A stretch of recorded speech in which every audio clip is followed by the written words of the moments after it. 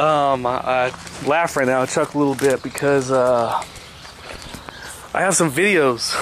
The one about Lister, I don't know who Lister is, but someone compared me to Lister.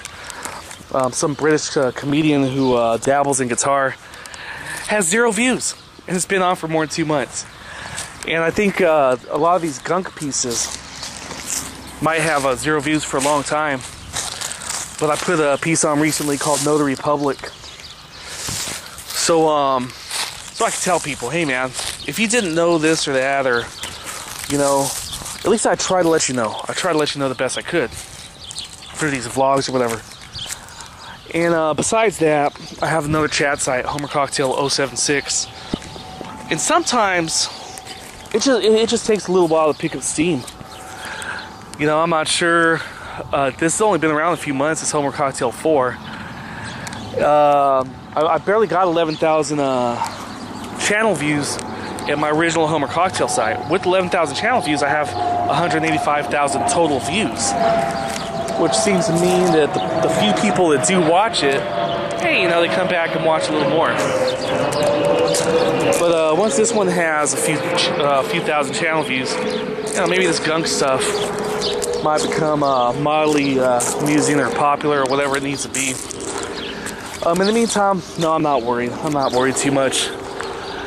It has none, 1, 2, 3, 4 views right off the bat for even months. But, you know, I still have these emotions and memories and speculations and, you know, all this stuff swirling inside of me. Been mentioning over and over about how it's been overcast these last few days. Anyhow, not typical for Southern California in the summers. I wanted to mention another idea. A lot of stuff's been kicking around in me as I wondered about being able to graduate, etc.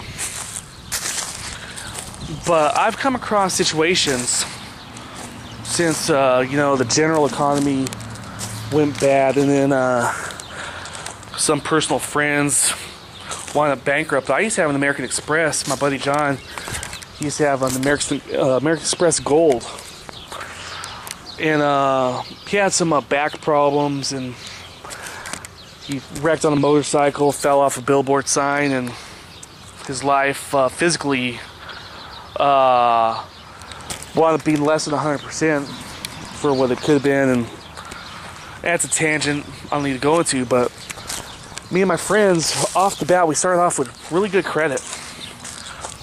But back then, when I turned 18 in '89, there's no reason to believe the economy would go south. I don't think there's any indications at the time of my graduation.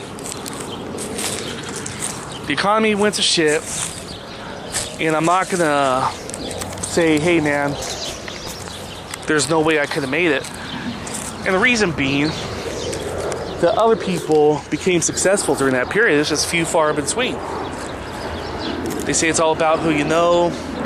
Some people stumble upon, you know, lucky situation possibly. Bottom line is, the circumstance I had, my best bet was college. And, you know, I kept at it. I just didn't have the knowledge. If there was a way to keep my head above water the whole time financially, if there was a way, I didn't know what it was. You know, some people get lucky win the lottery. I didn't even play the lottery. You know, figure, hey man, that's just gonna put me further in the hole. You know.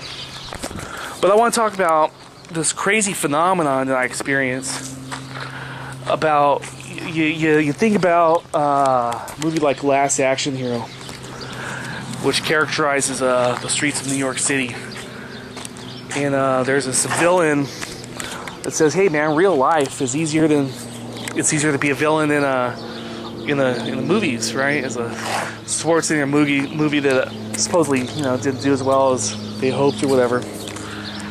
You know, he's out there killing someone in the streets, and he's yelling, "Hey, I'm killing someone!" And someone says, "Shut up!" And they're not even trying to stop him. That's the Last Action Hero. But you know, I think about, you know, the alleys that I've seen just in the movies. I've been in New York City, by the way. Well, traveled on 6. Went to cross the street from CBGB's and Chelsea. Went to a few TGIFs out there. Went there for too long. But I'm talking about through the media, how I experienced New York is, you know, a lot of alley muggings. That's one of the stereotypes that always come to my head is these alley muggings. And the thing I think about, it was in Tales from the Crypt, I think, or Tales from the Dark Side. I mentioned this gargoyle piece. And I put the clip on my Homer Cocktail 076 site for a little while. But you get these alley muggings and stuff, and if you have nothing to do with it, but you happen to see the mugging, right? The muggers, all in the movies, they always have an inclination to want to kill off a potential witness. Hey, you watch this. I'm sorry, but now I have to kill you too, right? And I just want to talk about this phenomenon in life that went on where other people started having their lives that were, you know, less than what they wanted, and somehow they were paranoid to the point that, oh well, now I have to fuck you up because he found out that you know, I got to declare bankruptcy or whatever the fuck's going on in their lives, you know. And this is just a little reflection, this whole Gunk series, because I didn't know that they changed my grade at Pitzer, and it costs $5,000 a semester to take 2 classes there if you're not living on campus. $4,000 a year if you're living there on campus and full tuition and pay for your meals and stuff. But I seem to come across that though. People that think their skeletons are so great to talk about. And a lot of these people's skeletons, I hate to say it, you're boring. You're actually boring. You actually have dog shit to talk about, you know, but they pretend, oh no, now he's doing vlogs and I got fucking this going on. And I'm like, bitch, that's fucking nothing. Shut up. And they're trying to ruin my life or whatever because what they think's a fucking great thing going on or something, illegal cable or whatever dumb shit they're doing, you know. What else? Oh, dude, we're starting to get overcast here. Last time I lost track of time because it feels cool and it looks dim, but I can't read the screen anymore when I go out there, so I gotta go out here. A little more than 8 minutes. Yeah, anyway. The other thing, too, was I felt reluctant to talk about some of my experiences. Personally, I referred to some things and I glossed over it. I went to Venezuela for a few weeks in '98 for a study abroad program. I came back and I told people that part of it was a language difficulty, which there wasn't. I was fluent enough in Spanish, you know, I understood my host family, they understood me. I didn't get along with certain people there. They were on their 3rd program director in 4 semesters.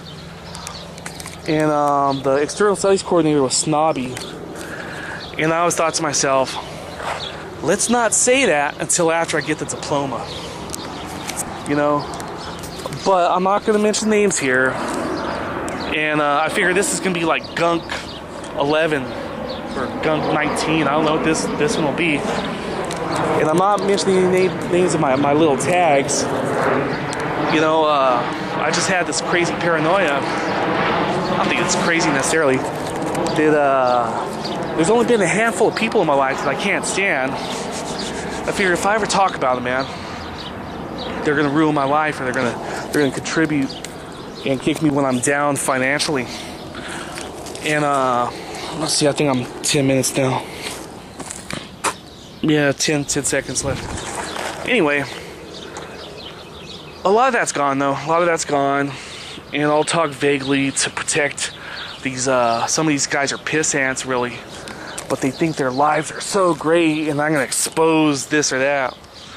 So you're safe. You might be referred to, man, but I'm not gonna say your name and shit. You have a good time. Party on.